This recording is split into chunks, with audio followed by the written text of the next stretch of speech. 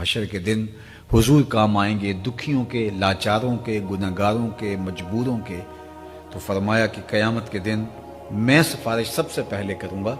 اور میری سفارش سب سے پہلے قبول ہوگی، پھر باقیوں کو اذن سفارش ہوگا۔ انبیاء بھی سفارش کریں گے، اولیاء بھی سفارش کریں گے، حفاظ بھی سفارش کریں گے، علماء بھی سفارش کریں گے، بوڑھے بھی سفارش کریں گے، والدین اولاد کی سفارش کریں گے۔ تو پھر سفارش کا باب کھل جائے گا، لیکن سب سے پہلے یہ کنڈی میرے حضور کھولیں گے۔ اللہ اکبر۔ تو فرمایا یہ شان اللہ مجھے دے گا، ولا فخرا، اور میں اس پہ ناز نہیں کرتا۔ وَأَنَا أَوَّلُ مَنْ يُحَرِّكُ هِلَكَ الْجَنَّةِ فَيَفْتَحُ اللَّهُ لِي، قیامت کے دن جنت کا کنڈا میں کھولوں گا اور میرے لیے جو ہے وہ میں اس کو حرکت دوں گا، دروازے پہ دستک دوں گا، وہ کنڈا میرے لیے کھولا جائے گا۔ فَيُدْخِلْنِهَا وَمَعِيَ فُقَرَاءُ الْمُؤْمِنِينَ، اور وہ میرے لیے جب کھولا جائے گا تو میرے ساتھ جنت میں جب داخل ہوں گا تو میرے ساتھ اہل ایمان کے فقیر لوگ ہوں گے، مسکین اور غریب لوگ ہوں گے۔ اللہ اکبر۔ اگرچہ یہاں دنیا کے اوپر رہتے ہوئے فقراء، مساکین بیچارے بہت دکھی رہتے ہیں، دنیا کہاں سے کہاں چلی جاتی ہے اور وہ بیچارے ساری زندگی یوں کاٹ دیتے ہیں، لیکن یہ 60-70 سال کی ٹوٹل زندگی ہے۔ حضور نے فرمایا کہ میرے ساتھ جب جنت میں داخل ہوں گے تو میرے آس پاس، میرے اطراف میں میری امت کے مسکین لوگ ہی ہوں گے۔ یہ کتنا بڑا اعزاز ہے، کتنی بڑی تسلی ہے۔ ولا فخرا، اور میں اس پہ فخر نہیں کرتا۔ وَأَنَا أَكْرَمُ الْأَوَّلِينَ وَالْآخِرِينَ عَلَى اللَّهِ وَلَا فَخْرًا، اور جتنے بھی ماضی میں گزر گئے ہیں، جو آنے والے ہیں، سب میں سے افضل اگر کسی ذات کو بنایا ہے تو رب نے میری ذات کو بنایا ہے، اور میں اس پہ فخر نہیں کرتا ہوں۔ تو یہ شانیں ہیں میرے اور آپ کے آقا مولا حضور ختمی المرتبت کی۔ تو یہ مختصر سے لمحات ان کی شانوں کا حق کیسے ادا کریں، اور ہماری یہ مجلس ساری رات بھی بپا رہے پھر بھی حق ادا نہ ہو، یہ ایک حاضری ہے ہماری۔ ساری زندگی ان کے اوصاف حمیدہ بیان کرتے رہیں، پھر بھی آخر میں سانس ٹوٹنے لگے تو یہی کہنا پڑے گا، لا یمکن الثناء کما کان حقہ بعد از خدا بزرگ توئی قصہ مختصر۔ کتابیں لکھیں شام سے سویر تک، سویر سے شام تک کوئی اور مصروفیت ہی نہ ہو، حضور کی مدح لکھنا شروع کر دیں تو آخری صفحے پہ یہی لکھنا پڑے گا، تیرے اوصاف کا ایک باب بھی پورا نہ ہوا، زندگیاں ختم ہوئیں اور قلم ٹوٹ گئے۔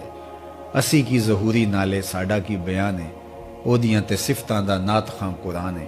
صورتاں سپارے رنگ نبی دے جمال دا، لب کے لے آواں کتوں سونا تیرے نال دا۔ ہم نے اپنے بڑوں سے سنا ہے ایک اللہ ہی ان سے بڑا ہے، تو ساری زندگی بھی ان کے نام کے وظیفے پڑھیں، ان کا ذکر کریں، ان کے قصیدے پڑھیں، ان کی مدح میں ساری زندگی رطب اللسان رہیں، پھر بھی حق ادا نہیں ہو پاتا۔ اللہ نے شانیں ہی اپنے محبوب کو اتنی عطا کی ہیں۔ کسی شخص کے بارے میں مجھے آپ کو بولنے کا کہا جائے کہ فلاں کے بارے میں کچھ کہو، تو میں آدھے گھنٹے کے بعد کہوں گا میرے پاس اور کچھ کہنے کے لیے نہیں ہے، لیکن صدیوں سے لوگ کہتے آئے ہیں، کتابیں لکھیں، صحیفے لکھے، لوگوں نے قلم و کرتاس میں جو ہے وہ زور آزمائی کی، مشقیں کی، خطباء بولتے رہے، شعراء شعر و سخن کی مجلسیں بپا کرتے رہے، لیکن ساری زندگیاں گزارنے کے بعد وہ کہتے ہیں کہ ابھی تو حضور کی عظمتوں کا ایک گوشہ بھی ہم بیان نہیں کر پائے، اور قیامت تک یہ ہوتا رہے گا۔ پھر بھی اس آخری شخص بھی یہی کہے گا کہ ان کی عظمتوں کا حق ادا نہیں ہو پایا، اور یہ مبالغہ نہیں ہے کہ ایسے ہی کہہ دیا جاتا ہے۔ میں اگر دیکھوں کہ میں اگر آدھے پونے گھنٹے میں کوئی گفتگو کی ہے تو جس طرح صحرا میں پڑا ہوا ایک ذرہ ہو تو اس ذرے کو بھی کروڑ میں حصے میں تقسیم کیا جائے تو اس کے بھی آگے کروڑ حصے کیے جائے تو اتنا بھی بیان نہیں ہو پایا، اور نہ ہو سکتا ہے، اور ساری زندگی بھی ہم اگر لگا دے تو۔ لیکن اس کے باوجود اس بڑھیا کی طرح جو اٹی لے کر کے آ گئی تھی کہ میں نے بھی یوسف کو خریدنا، تو کسی نے کہا پگلی یوسف کو اٹیوں سے بھی خریدا جا سکتا ہے، یہاں تو شاہوں کے خزانے پڑے ہوئے اور تم اٹی لے کر آ گئی ہو۔ تو وہ کہتی میں جانتی ہوں کہ اٹی سے یوسف تو نہیں خریدے جا سکتے، لیکن خریداروں کی فہرست میں کہیں نام تو میرا بھی لکھا جائے گا نا۔ اب صدیاں گزر گئی اس کہانی کو، لیکن جب یوسف علیہ السلام کے خریداروں میں نام آتا ہے تو کتنے مالداروں کے نام تو شاید آپ کو یاد نہ ہو، اس مائی اٹی والی کا ذکر تو آپ سنتے ہی سنتے ہیں۔ تو اس لیے ہم محفل کروا کے، ہم اپنے گھر میں مجلس بپا کر کے، ہم درس حدیث دے کے، ہم کسی نہ کسی طرح سے اپنے آپ کو اس فہرست میں شامل کر لیتے ہیں کہ ہمارا اس اٹی والی مائی کی طرح نام آ جائے۔ باقی جہاں تک جو ہے وہ حق ادا ہونے کی بات ہے، وہ ہم نے کبھی سوچا بھی نہیں ہے کہ ہم حق ادا کر سکتے ہیں، اور سوچ بھی لیں تو پھر بھی نہیں ہو سکتا، اس لیے کہ ان کی عظمتوں کی گناہ نہیں ہے۔ میں اور آپ کیا، ہماری حیثیت اور اوقات کیا، سب سے زیادہ قربت تو حضرت ابوبکر صدیق رضی اللہ تعالیٰ عنہ کو تھی، لیکن ان سے بھی ایک دن حضور نے کہہ دیا، یا ابا بکر لم یعرفنی غیر ربی، سفر و حضر میں میرے ساتھ رہے ہو لیکن سن لو میری حقیقت کو میرے رب کے علاوہ کوئی نہیں جانتا۔ تو جب حضرت ابو بکر یہاں جو ہے وہ بے بس ہیں ان کی عظمتوں کے ادراک کے حوالے سے، یہاں اصحاب رسول ان کی عظمتوں کے ادراک کے حوالے سے سمجھتے ہیں کہ ہمارے بس کی بات نہیں ہے، یہاں پیغمبر اور رسولوں کے افہام حضور علیہ السلام کی عظمتوں کے حوالے سے حیرت میں مبتلا ہیں، اور جبریل امین جو ہر نبی کا صحابی ہے، اس سے جب پوچھا جاتا ہے کہ تو نے شرق و غرب دیکھے ہیں، بتا کوئی حضور سا دیکھا ہے، تو وہ بھی کہتا ہے کل لب تو مشارق الارض و مغاربہا، میں مشرق و مغرب دیکھے ہیں لیکن مجھے قسم ہے محمد عربی جیسا کوئی نہیں دیکھا ہے۔ آفاق ہا گردیدام مہر بتاں وزیدام بسیار خوباں دیدام ولیکن تو چیزیں دیگری۔ تو وہ تو ایک انوکھی ہی شے ہے، وہ تو انوکھی ہی ذات ہے جو رب نے بنائی ہے، تو ان کو ان کا رب ہی جانتا ہے، رب کے علاوہ ان کو کوئی نہیں جان سکتا ہے۔ وہ شان اللہ نے